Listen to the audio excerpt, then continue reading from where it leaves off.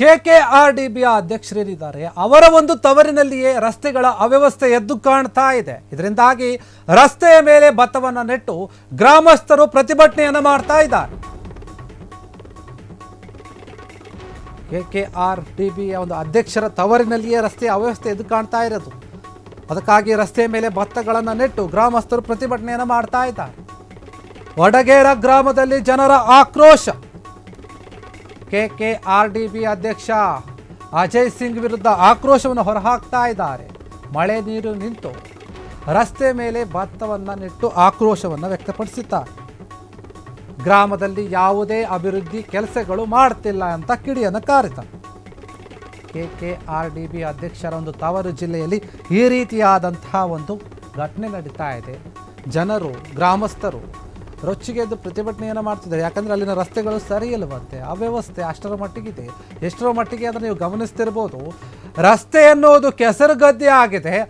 ಅದಕ್ಕೋಸ್ಕರ ಅಲ್ಲಿನ ಒಂದು ಜನರು ಗ್ರಾಮಸ್ಥರು ರಸ್ತೆಯ ಮೇಲೇ ಭತ್ತವನ್ನು ನೆಟ್ಟು ತಮ್ಮ ಆಕ್ರೋಶವನ್ನು ವ್ಯಕ್ತಪಡಿಸ್ತಾ ಇರುವಂಥದ್ದು. ಇದು ರಸ್ತೆ ಅಲ್ಲ, ಇದು ಗದ್ದೆ, ಕೆಸರು ಗದ್ದೆ. ಇದು ಭತ್ತ ನೆಡುವಂತಹ ಗದ್ದೆ ಎನ್ನುವಂಥ ರೀತಿಯಲ್ಲಿ ಸಸಿಗಳನ್ನು ನೆಡ್ತಾ ಇರುವಂಥದ್ದು ನೀವು ಗಮನಿಸ್ತಾ ಇದ್ದೀರಾ. ಓಡಾಡೋಕ್ಕೂ ಕೂಡ ಅಲ್ಲಿ ಸರಿಯಾಗಿಂತ ಜಾಗ ಇಲ್ಲ. ಅದು ರಸ್ತೆ ಅನ್ನೋ ಥರ ಯಾವ ಮೂಲೆಯಿಂದ ಕೂಡ ಕಾಣಿಸ್ತಾ ಇಲ್ಲ. ನೀರು ನಿಂತಿದೆ, ಕೆಸರಾಗಿದೆ. ಅದಕ್ಕೋಸ್ಕರ ಅಲ್ಲಿ ಭತ್ತದ ಒಂದು ಸಸಿಯನ್ನು ನೆಡ್ತಾ ಇದ್ದಾರೆ. ಈ ರೀತಿಯಾದಂತಹ ಒಂದು ವಿಭಿನ್ನವಾದಂತಹ ಒಂದು ಪ್ರತಿಭಟನೆಯನ್ನು ಮಾಡ್ತಾ ಇದ್ದಾರೆ ಅಲ್ಲಿನ ಗ್ರಾಮಸ್ಥರು. KKRDBಯ ಒಂದು ಅಧ್ಯಕ್ಷರ ತವರಿನಲ್ಲಿಯೇ ಈ ರೀತಿಯಾದಂತಹ ಒಂದು ಅವ್ಯವಸ್ಥೆ ಎದ್ದು ಕಾಣ್ತಾ ಇದೆ. ಅಲ್ಲಿನ ರಸ್ತೆಗಳು ಮಾತ್ರ ರಸ್ತೆಗಳು ಅನ್ನೋ ಥರ ಇಲ್ಲ, ಹೊಲ ಗದ್ದೆಗಳ ಥರ ಆಗ್ಬಿಟ್ಟಿದೆ. ಮಳೆ ಬಂದರೆ ಸಾಕು, ಅಲ್ಲಿ ರಸ್ತೆಗಳು ಕಾಣೋದೇ ಇಲ್ಲ. ಬರೀ ಮಳೆ ನೀರು ನಿಂತ್ಕೊಂಡಿರುತ್ತೆ, ಇಲ್ಲ ಕೆಸರು ಕಾಣ್ತಾ ಇರುತ್ತೆ. KKRDBಯ ಒಂದು ಅಧ್ಯಕ್ಷರೇನಿದ್ದಾರೆ ಅವರ ಒಂದು ತವರಿನಲ್ಲಿ ನಡೆದಿರುವಂತಹ ಒಂದು ಘಟನೆ ಇದು. ಅಲ್ಲಿನ ಜನರು ಆಕ್ರೋಶ ವ್ಯಕ್ತಪಡಿಸ್ತಾ ಇದ್ದಾರೆ. ಅಜಯ್ ಸಿಂಗ್ ಏನಿದ್ದಾರೆ ಅವರ ವಿರುದ್ಧ ಮಾಡ್ತಿರುವಂತಹ ಪ್ರತಿಭಟನೆ ಇದು. ನಮ್ಮ ಗ್ರಾಮದ ರಸ್ತೆಗಳನ್ನು ಸರಿ ಮಾಡಿ ಅಂತ ಈ ಪ್ರತಿಭಟನೆಯನ್ನು ಮಾಡ್ತಾ ಇರುವಂಥದ್ದು ಜನ. ಮಳೆ ನೀರು ಬಂದಾಗ ಯಾವ ರೀತಿಯಾದಂತಹ ಅವ್ಯವಸ್ಥೆ ಇದೆ ಇಲ್ಲಿ ರಸ್ತೆಗಳಲ್ಲಿ, ಅದನ್ನು ನೋಡಿ ಅನ್ನೋ ರೀತಿಯಲ್ಲಿ ತಮ್ಮ ಆಕ್ರೋಶವನ್ನು ಈ ರೀತಿಯಾಗಿ ವ್ಯಕ್ತಪಡಿಸ್ತಾ ಇದ್ದಾರೆ.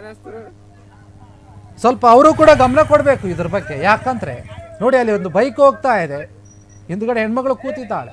ಒಂದು ವೇಳೆ ಬಿದ್ರೆ ಮುಗೀತು ಕತೆ, ಜಾರ್ಕೊಂಡು.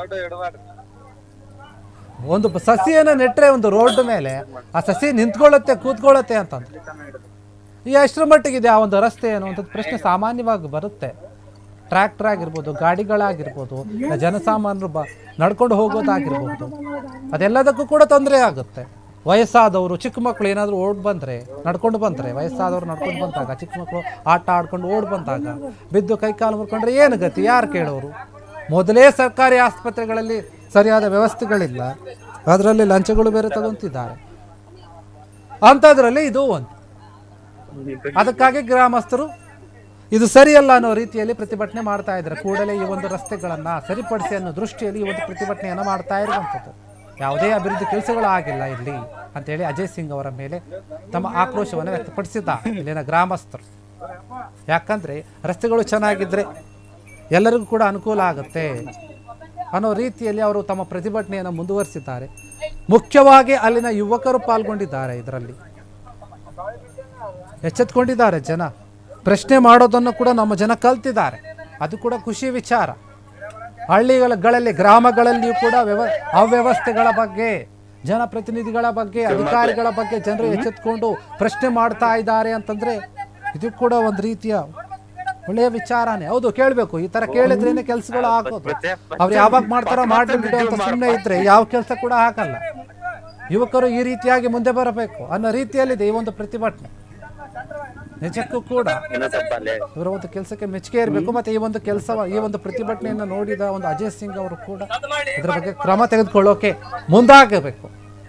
ಇಂತಹ ರಸ್ತೆಗಳಾಗಿರ್ಬೋದು, ಇನ್ನು ಬೇರೆ ಬೇರೆ ಯಾವುದೇ ಒಂದು ವಿಚಾರಗಳಾಗಿರ್ಬೋದು, ಅದರಲ್ಲಿ ಅಧಿಕಾರಿಗಳು ಗಮನಿಸಬೇಕು. ಅಲ್ಲಿ ಏನಾದರೂ ಒಂದು ಮನವಿ ಬಂದಾಗ ಇಂತಹ ವಿಚಾರಗಳಲ್ಲಿ ಕೂಡಲೇ ಸ್ಪಂದಿಸಬೇಕು. ಅದನ್ನು ಸ್ವಲ್ಪ ಮಟ್ಟಿಗೆ ಆದರೂ ಸರಿ ಮಾಡಿಸುವಂಥ ಒಂದು ಕೆಲಸವನ್ನು ಮಾಡಬೇಕು. ಅಲ್ಲಿನ ಗ್ರಾಮ ಪಂಚಾಯತಿ ಅಧಿಕಾರಿಗಳಾಗಿರ್ಬೋದು, ಇನ್ನಿತರ ಅಧಿಕಾರಿಗಳಾಗಿರ್ಬೋದು, ಯಾರೇ ಆದರೂ ಸರಿ ಈ ಒಂದು ಕೆಲಸಗಳಲ್ಲಿ ಗಮನವನ್ನು ಕೊಟ್ಟು ಜನರಿಗೆ ಅನುಕೂಲವಾಗುವಂತೆ ಮಾಡಬೇಕು.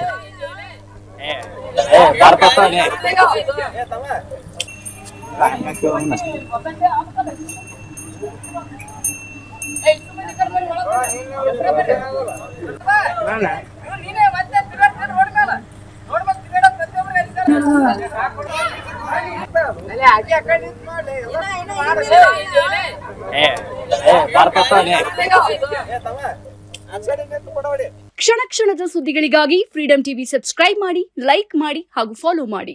ಹೊಸ ಸುದ್ದಿಗಳ ನೋಟಿಫಿಕೇಶನ್ಗಾಗಿ ಬೆಲ್ ಐಕಾನ್ ಮೇಲೆ ಕ್ಲಿಕ್ ಮಾಡಿ.